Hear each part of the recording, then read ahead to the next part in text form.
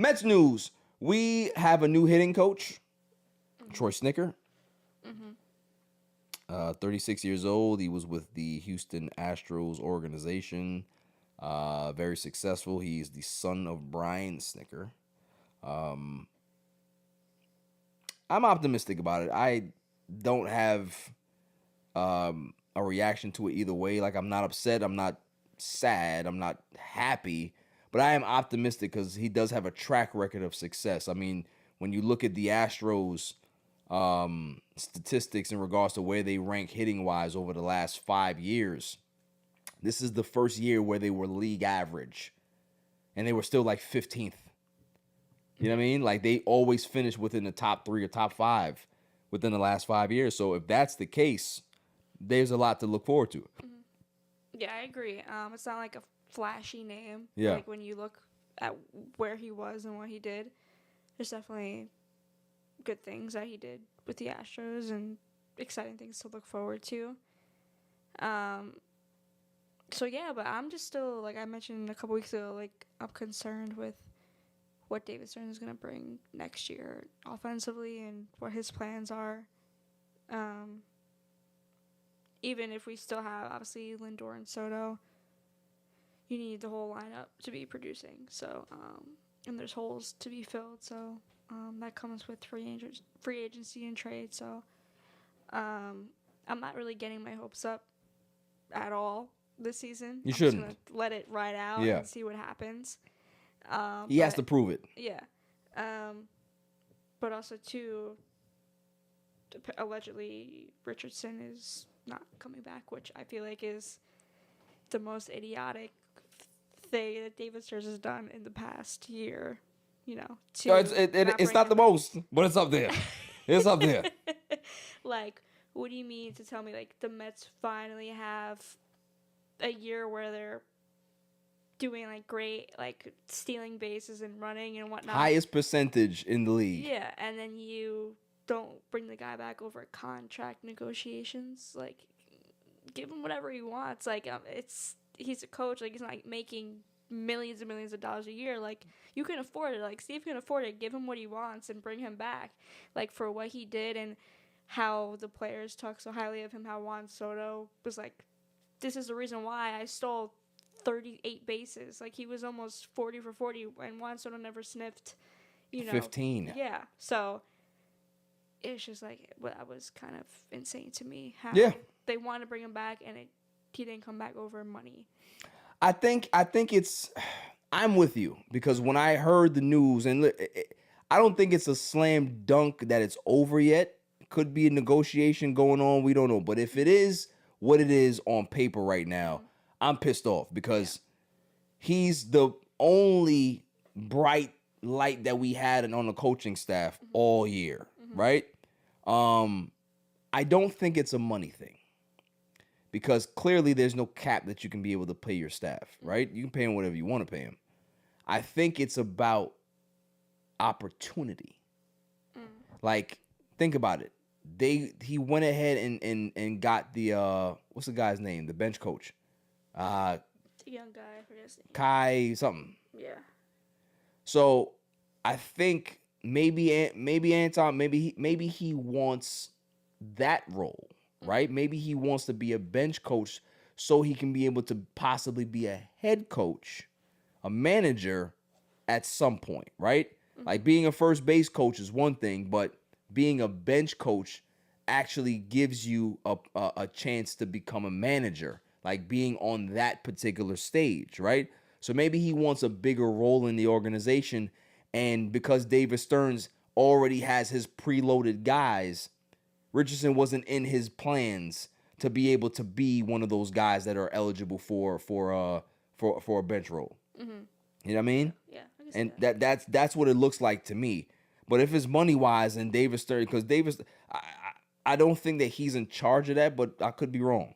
But look, David Stearns to me, he's like a useful idiot. You need him because he's very good at building a farm system. But there are some limitations that he has because he still operates like he's in Milwaukee. Like, he doesn't understand that this is a big market and you have a blank check to be able to fill out your team the way you need to. So I'm curious to see what he does as well. Like, there's a lot to do. Your first order of business is to send Jeff McNeil to Bermuda. To the Bermuda Triangle. Send him there, right? You know what happens to Bermuda Triangle? People just disappear. They just can't find them anymore. That's where he needs to be in regards to baseball. Send him somewhere that we don't know where he's at. He doesn't need to be on his team anymore. Go. Okay? Sign back Marte for the leadership because I like him. Vientos, you can send his ass packing somewhere. I don't care. Right? Beatty, keep him. Right? If he's going to be the everyday third baseman, fine. If you want Pete back, tell him, hey, listen, we like you. We don't love you. We like you. But we love you at DH. Because we want Josh Naylor at first.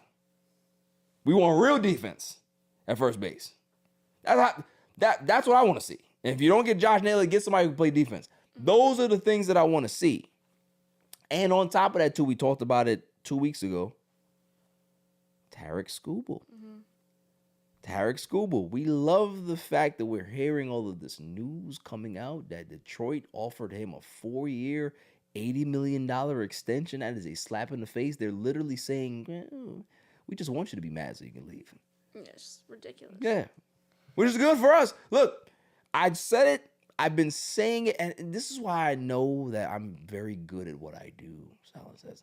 I said that if we do trade for a Tarek Skubal, you don't trade for a Tarek Skubal unless you have some type of inclining or you get the promise that an extension will be reached after this trade is done. It's kind of like when the Red Sox went to go get Garrett Crochet. Very soon after that, they extended his ass because I am not giving up 90 of my prospects to have a rental. It's not going to happen. If I'm going to give up these guys that I like, you make sure you sign this $400 million contract. Right now. We got it right now. Just sign it.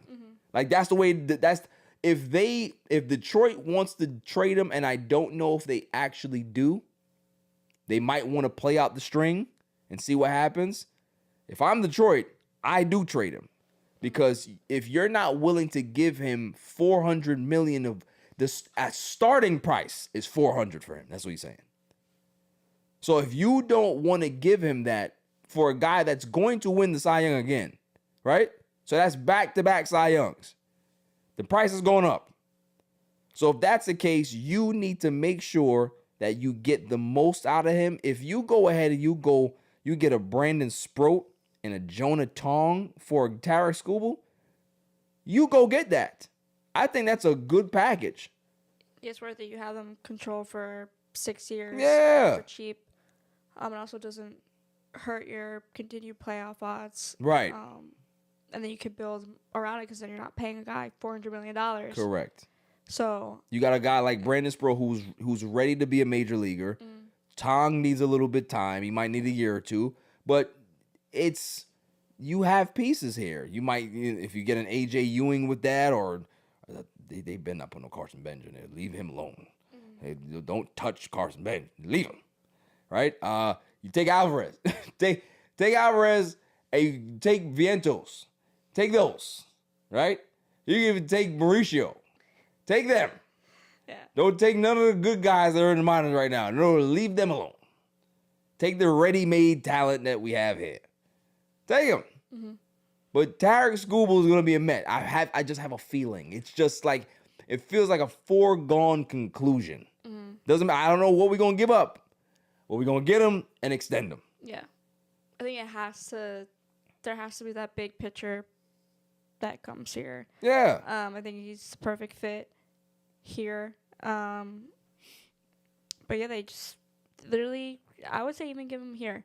Here's $500 million, sign it right now, and be a Met for the rest of your career. Yeah. Like, you're not going to get this anywhere else. And how are you going to give up $500 million and you don't even know how you're going to play this upcoming year? Like, it's a risk for us.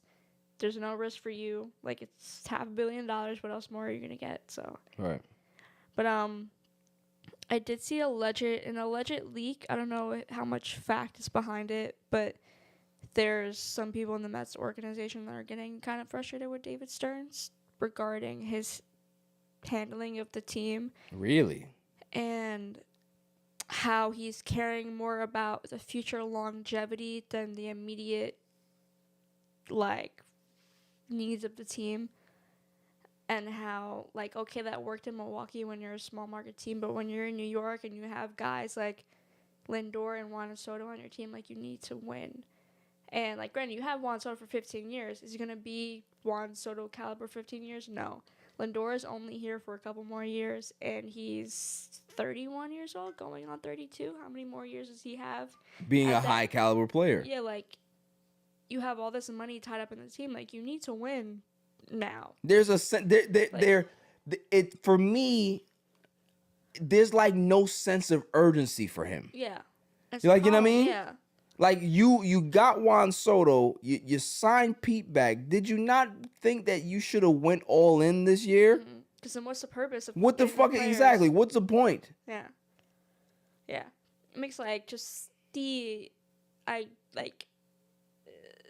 don't even know what to say. But, like, obviously the future does matter, but when it comes to prospects and you hoarding them for not making certain moves that we needed during the deadline to make the team the best it could be, and you didn't do it because you didn't want to move some pieces, is ridiculous. It is. Listen, if that leak is true, then I believe that, because I think every fan started to have that same feeling. Everybody was very optimistic about David Stearns coming here. He had a great reputation in Milwaukee. But then very, very slowly, you're like, this dude's getting on my nerves, bro. Because, like, okay, where are the big moves?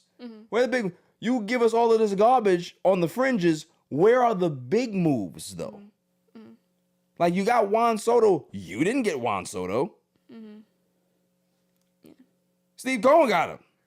You didn't want Pete Alonso until, like, kind of right. Like, the fan and Steve base. Cohen said, "All right, enough. Yeah. Enough." After that fan fest, when people were screaming, like, bring him back, like, kind of, I guess, pressure-wise, I don't even know. Yeah, no, Steve Cohen definitely was like, yo, dude, did you hear what's going on back there? Yeah. Get it done. Yeah. And stop pissing me off. Like, I think what we're going to see this offseason, and I want this to happen, I want Steve Cohen to channel his George Steinbrenner. If I have to go there and tell you what to do, that's going to happen. I hired you here because I like you and I trust you and you have a vision. But I also have a vision for this goddamn team. And if you are not the guy to be able to fulfill that vision that I have, I got to get somebody else. I want this guy. I want this guy. I want this guy. Let me know what the price tag is, and I'll let you know if we can be able to afford it. But don't tell me that we don't have it. Don't tell me that we don't have it. Go after this dude. All these Japanese players, what's his name? I think his name is Akamoto. That dude is nice. It's the first baseman. Yeah. Great defender. Go get his ass. Go get whoever I want on this list. And if there's 7 players on this list, I need 4 of them. Not in no order, but I need 4 of them. Don't come back here and say, yeah, we just signed this dude on the Payless clearance rack. Woo! I don't care about him. It's crazy that Frankie. I will never forgive David Stearns for bringing in Frankie Montas. I will never forgive him. And there's some rumors about Devin Williams. We don't want him here. We don't want him here. He flunked with the Yankees. What do you think he'll do here? Yeah. Not going to be any different. Yeah. You signed back Edwin, and let's not even do this bullshit. So, like, he's the second you're able to give out contracts, he's the first one you sell. Yes. Yeah. What you want? What we gave you 100 last time? How's 130? Yeah. There it is. Yeah. Thank you. Sign it. That's it. There's no negotiation here. 130. Sign it. McNeil, no contract for you. Mars. Vientos, no contract for you. Mars. That's it. Be aggressive. This is a win now situation. If you want to build a perennial superstar, all-star caliber championship roster, every year needs to be a sense of urgency. Every single season. Even being in New York, like I feel like you have to be a competitive, trying to make the playoffs team every single year. Like, there's going to be ups and downs where you don't make it, but you have to build that team that is capable of getting there. Not trying to rebuild, like, in the middle of having superstars on your team. Like, what are we talking about? Like, listen, you have players. You have the great equalizer in having the richest owner in the sport to be able to say, yeah, that didn't work out. We can go ahead and go eat that contract or sell it down the road. You good then. You can erase your mistake. Do it. That's what he did with Verlander, Scherzer. Yeah. Like, okay, I literally pay you to get off my team. Right. Pay you to go to Mars. Yeah. That's what I'm saying. Like, none of this fringe shit. We're done with it. We're done with it.